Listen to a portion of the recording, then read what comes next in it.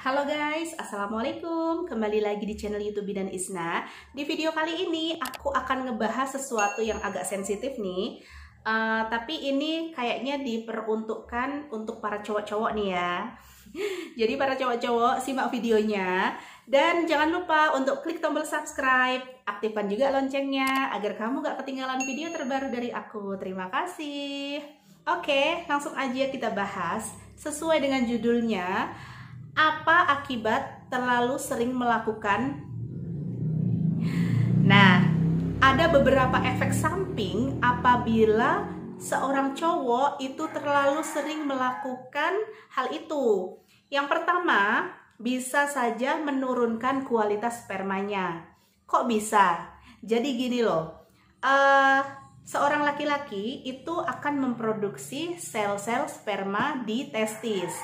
Nah, sel sperma ini akan matang dalam waktu 3 hari. Kalau seandainya terlalu sering keluar, terlalu sering melakukan, dikhawatirkan sel-sel sperma yang keluar itu adalah sel-sel sperma yang masih muda, jadi belum matang kayak gitu. Nah, kalau misalkan terlalu sering melakukan, terus seringlah pokoknya keseringan kayak gitu ya, bisa keterusan sampai besok-besoknya kayak gitu. Akhirnya sel sperma yang dihasilkan itu sel-sel sperma yang muda, belum mateng. Nah, kalau misalkan ada gangguan masalah sel sperma ini bisa berakibat, berefek samping kesulitan untuk mendapatkan keturunan nanti jika sudah menikah.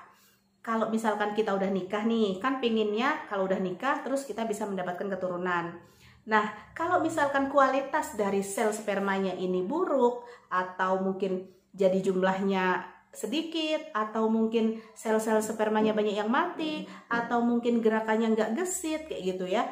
Nah, ini bisa saja mengalami kesulitan dalam masa promil ini tadi. Efek samping yang kedua, kalau terlalu sering melakukan, bisa saja mengalami gangguan ejakulasi, bisa ejakulasi dini kayak gitu ya.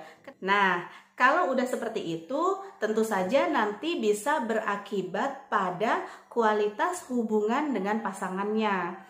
Nah, lalu efek samping yang ketiga, kalau terlalu sering melakukan, bisa saja kayak mental kita kena kayak gitu loh. Karena terlalu sering, terlalu ketagihan kayak gitu ya, jadi nggak bisa beraktivitas apapun kayak gitu kan, ingatnya terus ke sana terus kayak gitu ya, mau aktivitas ini itu kayak gitu ya, jadinya terganggu kayak gitu ya, harus ke itu semua, harus ketagihan kayak gitu kan.